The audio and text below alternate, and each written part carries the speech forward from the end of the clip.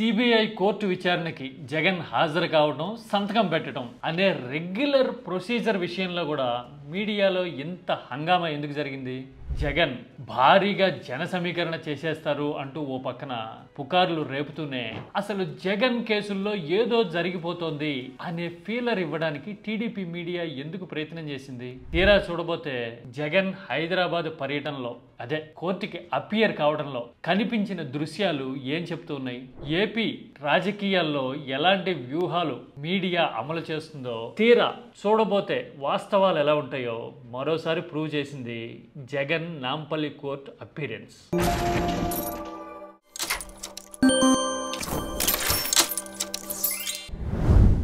Jagan Nampally court విచారణకి హాజరు కావడం అనేది ఒక పక్కా టెక్నికల్ ప్రాసెస్.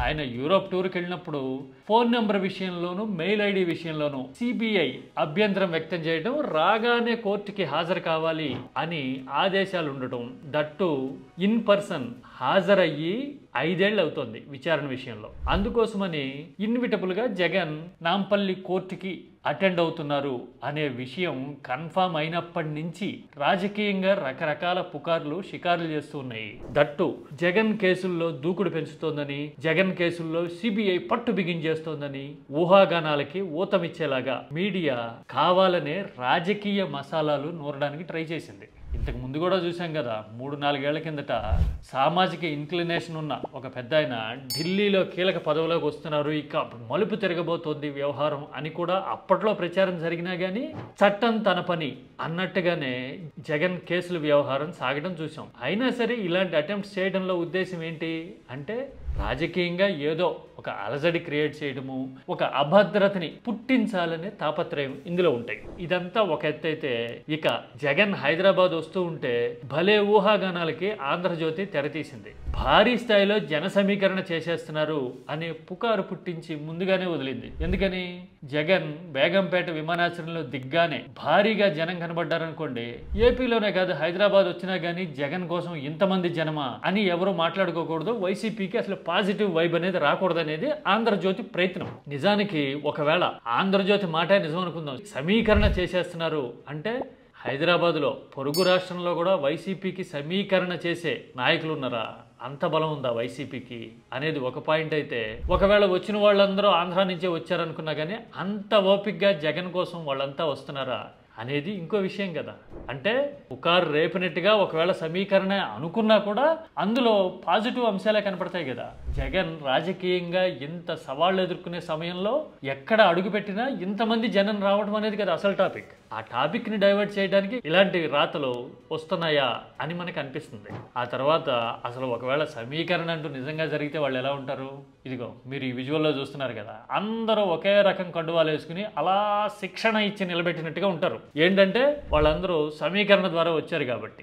అఫ్కోర్స్ సమీకరణ కూడా తప్పుపట్టక్కర్లా, అదొక రకం రాజకీయం. జనం రానప్పుడు సమీకరణ అనేది ఇక తప్పదు కదా, అందుకని ఇలాంటివి జరుగుతాయి. అలా కాకుండా స్వచ్ఛందంగా వచ్చారనుకోండి, ఇదిగో ఇలాగా రకరకాల ప్లకార్డులో రకరకాల విన్యాసాలు చేస్తూ స్వేచ్ఛగా ఉంటారు. దీన్ని బట్టి ఎవరిది సమీకరణ ఎవరిది అభిమానం అనేది అర్థమైపోతుంది కదా.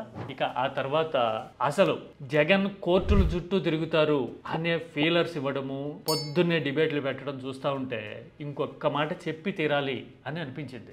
ఏపీ రాజకీయాల్లో కేసులు కొత్త, జైలుకి వెళ్ళటం కొత్త, బెయిళ్ల మీద బయటకు వచ్చి రాజకీయాలు నడపడం కొత్త, ఇంకా చెప్పాలంటే జైలు వేదికగానే పొత్తు ప్రకటనలు చేయడం కొత్త మనకి కాదు కదా. జనసేన తెలుగుదేశం కలిసి వెళ్తాయి వచ్చే ఎన్నికల్లో. మరి మన రాజకీయాల్లో విడదీయలేని అంతర్భాగం ఈ బెయిళ్లు, జైళ్లు, కేసులు అయిపోయినప్పుడు ప్రత్యేకంగా జగన్ వైపు వేలెత్తి చూపించాలని అనుకోవటం కేవలం క్షణికావేశము, క్షణికానందం మాత్రమే. అంటే కొన్ని సెకండ్లు మాత్రమే ఉంటుంది ఇవన్నీ. ఒకవేళ వేలెత్తి చూపాలనుకుంటే 4 వేళ్ళు ఎవరి వైపు చూపుతాయి? నేనేమి 20-21 కేసులు బెయిళ్ల గురించి మాట్లాడట్లా, రీసెంట్ పరిణామాల గురించి మాత్రమే చెప్తున్నా. అంటే రెగ్యులర్గా జరిగే విచారణలు, రెగ్యులర్గా కోర్టుకు హాజరై సంతకాలు పెట్టే వ్యవహారాలను కూడా మనం సాధ్యమైనంత ఎమోషనలైజ్ చేసేసి పొలిటికల్ లివరేజ్ తీసేసుకోవాలి అని జగన్ ప్రత్యర్థులే కాదు, ప్రత్యర్థుల చేతిలో ప్రధాన ఆయుధంగా ఉండే మీడియా కూడా రకరకాలుగా ప్రయత్నాలు చేస్తుంటుంది. కానీ జనం మాత్రం జగన్ కనబడితే చాలు, వస్తే చాలు, జగన్తో నిలబడితే చాలు అన్నట్టుగా ఇదిగో ఇలాగా కోలాహలం చేసేస్తుంటారు. అది బేగంపేట అయినా, తాడేపల్లి అయినా, రాయలసీమ అయినా, ఉత్తరాంధ్ర అయినా, ఎక్కడైనా కానీ ఇదే జనం, ఇదే హంగామా, ఇదే చిత్రం.